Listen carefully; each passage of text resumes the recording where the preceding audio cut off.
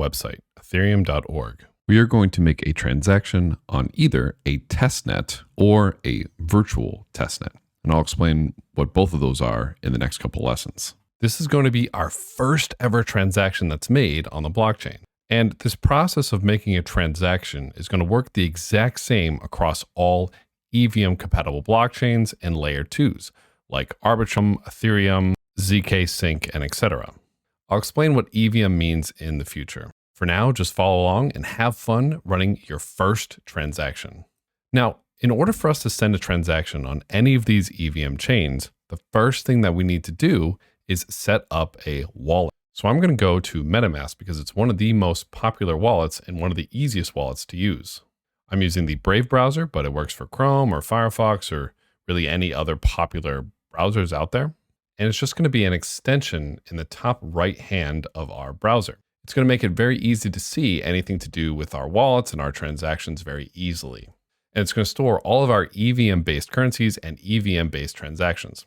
So I'm going to go ahead and hit Add to Brave, Add Extension, although Brave does also come jam-packed with its own wallet. So now we come to the Get Started page, and I'm going to go ahead and select Create a New Wallet. Sure, we'll agree to help out MetaMask. Now we're going to create our password, make sure it's really secure. For the purpose of this demo, mine's going to be kind of mediocre. Now I'm going to preface this. This wallet that you're making right now, as you follow along with me, this is going to be your development wallet. So if you want to make the password a little bit weak, just so that you can test things out very quickly, go for it. Just know we're never, ever going to put real money into this wallet. It's good if you treat this as if it is a real wallet. That way you'll get used to and you'll get familiar with good wallet safety. You'll then get a video like this, which will teach you about the secret recovery phrase, which we saw a little bit earlier when we were creating our wallet. Let's watch this video. MetaMask is a new way to connect to sites and applications. On traditional websites, a central database or bank is responsible for controlling and recovering your accounts. But on MetaMask, all of the power belongs to the holder of a master key. Whoever holds the key controls the accounts. Your secret recovery phrase is your master key.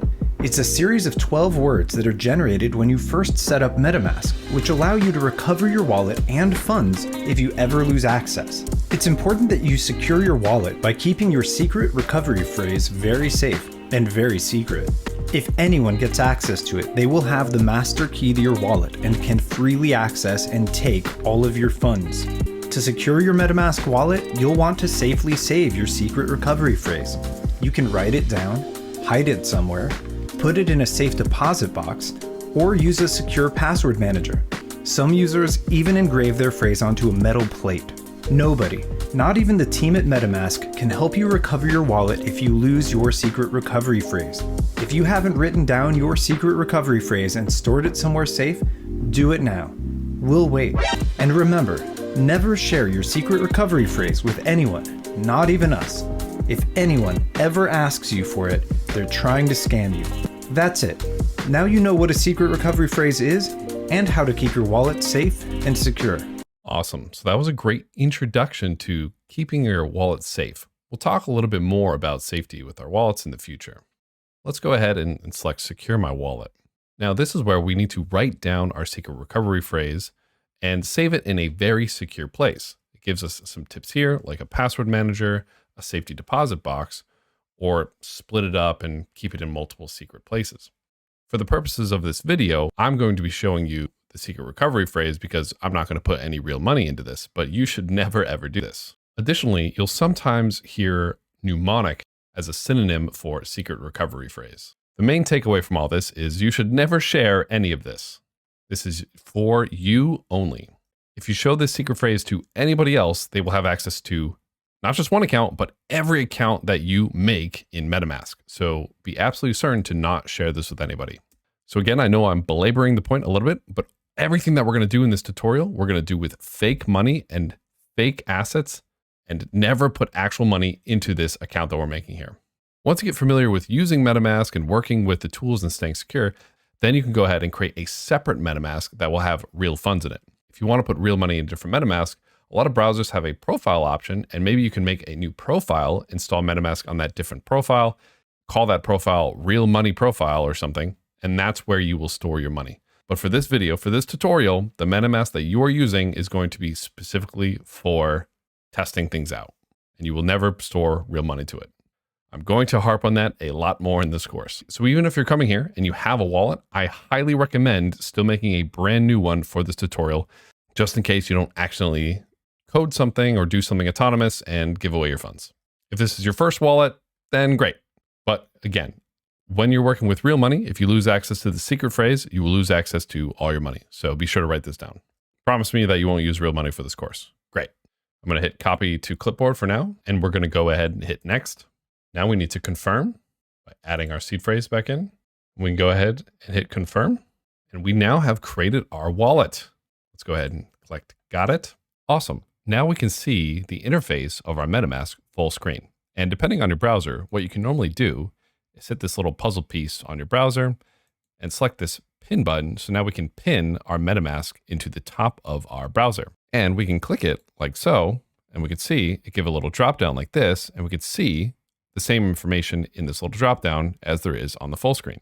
Now, even if you lose access to that page, now that this is bookmarked in your browser, you can select your MetaMask, select these three dots, and hit expand view to reach this tab. Now, additionally, what we can do in here is we can actually go up to our accounts, and we can actually create multiple accounts by hitting create account. And if you wanted to, you could give it a name here. I'm just going to leave it as default for account 2. And now we have 2 separate accounts.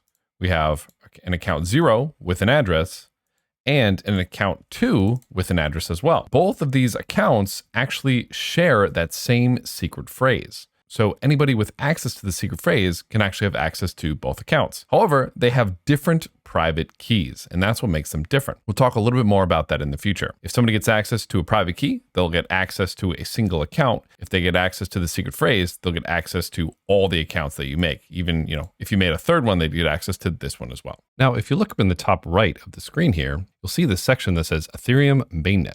This is our networks tab. And if you click it, you can see all the different networks that our MetaMask has access to. Ethereum Mainnet is the main network of Ethereum, and this is where real money is spent and used. For this course, we're not going to be working with Ethereum Mainnet. We're instead going to be working with something called a testnet. For both engineers and non-engineers, we often need a place to test or simulate our transactions. And for the developers here, throughout this course, we are going to teach you another technique for testing out your transactions on a local network. And a local network is actually going to be the preferred way we do our testing and our simulations. However, it's still really important to see end-to-end what a real transaction looks like, and that's what a testnet will do for us. It simulates exactly what a mainnet or a live money network would look like. However, there's no real money at stake, and we don't actually have to spend any money. To see some of the test nets that come default with MetaMask, we can hit the show/hide button, which will bring us to the settings page of MetaMask. We can turn on show test networks. And if we scroll back up, now if we hit our networks tab, actually, let's go ahead and close out of settings. Now, if we hit this dropdown, we can see Goerli Test Network, Sepolia Test Network, and Linea Goerli Test Network. These networks are test networks that resemble Ethereum, or Polygon, or Linea, or Arbitrum, or Optimism, or ZK Sync, or any other EVM compatible chain that we want to work with. And again, we'll define EVM in the future. And then we can actually switch the network that we're working on simply by clicking another network. So let's switch to Sepolia. We can see our network changed up here, and now we can see we have 0 Sepolia ETH. So on ETH mainnet, this new account has 0 Ethereum, and on the Sepolia test network, we also have 0 Sepolia ETH, which makes sense because this is a brand new wallet. And we haven't put any money into this brand new account yet, so of course we have 0. And just like that, you already have your first wallet set up.